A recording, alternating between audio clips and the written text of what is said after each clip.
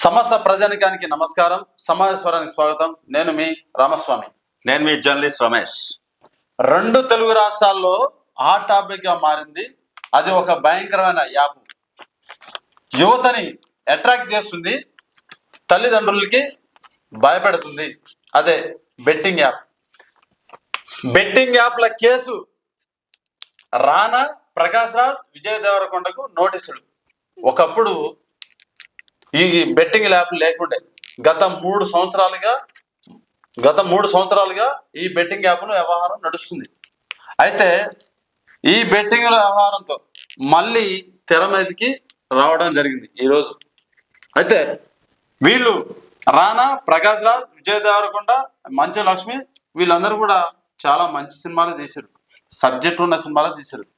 అయితే వీళ్ళ వల్ల ఇప్పటి వరకు బయట వ్యక్తులు చేశారు అనుకున్నాం బెట్టింగ్ యాప్లో ప్రమోట్. కానీ ఇన్ని కోట్ల రూపాయలు ఉన్నాయి, ఒక్కొక్క యాడికి 100 కోట్ల రూపాయలు తీసుకొని యాడ్ చేస్తున్నారు. మీరు ఈ డబ్బు కోసం ఇంత కకృతి పడాలనా? ఈ డబ్బు కోసం ఎంతమంది పేద ప్రజలు ఇబ్బంది పడుతున్నారు. అరే వాడు చదువు పని చేసి బెట్టింగ్ యాప్ల మీద పడ్డాడు, బెట్టింగ్లు వేసుకుంటా బెట్టింగ్ యాప్ల మీద.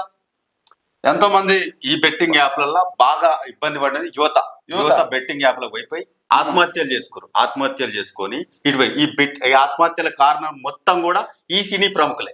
వీళ్ళే సినిమాలు తీసుకుంటూ వీళ్ళు సినిమాలు వచ్చే కోట్ల డబ్బులు సంపాదించుకుంటూ మళ్ళీ వీళ్ళు ప్రమోట్ చేశారు కాబట్టి వాళ్ళ ఆటలకి అది వాళ్ళ చావులకు కారణం వీళ్ళే. అంటే గవర్నమెంట్ వీళ్ళ కఠినంగా శిక్షించాలి. అంటే ఈ నువ్వో నేను యాడ్ చేస్తే జనాలు ప్రమోట్ గారు అమ్మ వీళ్ళు సెలబ్రిటీలు వచ్చారంటే అయితే ఇది మంచి యాపే కావచ్చు అని పిల్లలు ఆ యాప్ని డౌన్లోడ్ చేసుకొని ఆడుతున్నారు.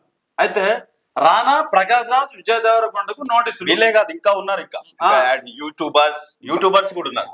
యూట్యూబర్స్, యాంకర్స్ వీళ్ళకి నోటీసులు వచ్చినాయి. వీళ్ళు ప్రెసెంట్ బయటపడ్డ వ్యక్తులు రావట్లేదు, ఇంకా బయటపడాల్సిన చాలా మంది ఉన్నారు కదా. మంచు లక్ష్మి కూడా రేపు ఈడీ ముందుకు రావాలి. ఆ తర్వాత వరుసలో ప్రకాష్ రాజ్. అసలు ప్రకాష్ రాజ్ గారు ఎన్ని మంచి సినిమాలు తీసిండు ప్రకాష్ రాజ్ గారు. మళ్ళీ యాడ్లు ఎందుకు పైసలు తీసుకొని చేసిరు కదా, సినిమాలు చూసినాక ఈ యాడ్లను చూసే కదా, ఈ హీరోలను చూసే ఆటలలో ఆడి ఆత్మహత్యలు చేసుకోరు యువత. ఈ బెట్టింగ్ యాప్లతోటి నిజానికి బెట్టింగ్ యాప్లతోటి సినిమాలు చూసే పోరగాళ్ళు యువత ఖరాబ్ అవుతుర్రు అని చెప్పనేసి అని అనుకున్నారు. కానీ ఆ రోజు ఏమనుకున్నాడే బయట జరిగేది చూసే సినిమాలు తీస్తుర్రులే అని చెప్పనేసి అనుకున్నాం. కానీ ఈ రోజు ఈ సినీ ప్రముఖులు చూస్తే నిజానికి సినిమాలు చూస్తే పోరగాళ్ళు ఖరాబ్ అవుతున్నారు. హత్యలు అయితేంది, మానబంధాలు అయితేంది, దొంగతనాలు అయితేంది, అయ్యింది భూ కబ్జాలు అయితేంది. వాస్తవానికి సినిమాలల్లో ఏ రకంగా ఉంటుందో బయట కూడా అట్లా సినిమా చెడగొడుతుందని కాదు. మంచి తీసుకుంటారు, మంచివాడు మంచి తీసుకుంటాడు, చెడు తీసుకుంటాడు. ఇప్పుడు మన సబ్జెక్ట్ లో సినీ రంగంలో పాపం వాళ్ళని ఎందుకు అనేది కాకుంటే యాడ్లు వచ్చింది. సినిమాలతో వాళ్ళు నాశనం అవుతురా ఏమవుతురా, సినిమాతో ఏం నాశనం అవుతుంది ఏముండదు. ఇక్కడ వచ్చేది బెట్టింగ్ యాప్ ఉన్నాయి కదా, బెట్టింగ్ యాప్ లో వీళ్ళు యాడ్ ఒక యాడ్ ని చూసే కదా.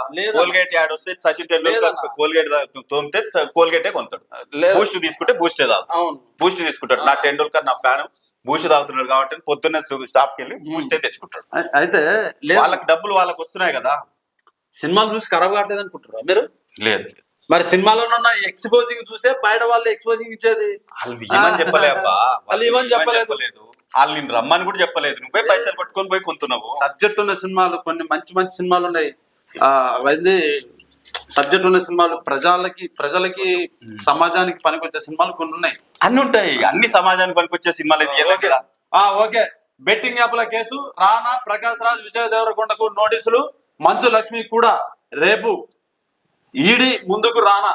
ఆ తర్వాత వరుసలో ప్రకాష్ రాజ్. బెట్టింగ్ యాప్ల వల్ల యువత చాలా చెడిపోతుంది, యువతని కాపాడండి. ఈ బెట్టింగ్ యాప్ లో ఉన్న సినీ ప్రముఖులు ఇంకెంతో మంది ఉన్నారు, వాళ్ళందరూ కూడా బయటికి రాబోతున్నారు. ఈ బెట్టింగ్ యాప్ సంబంధించిన సజ్జనర్ గారు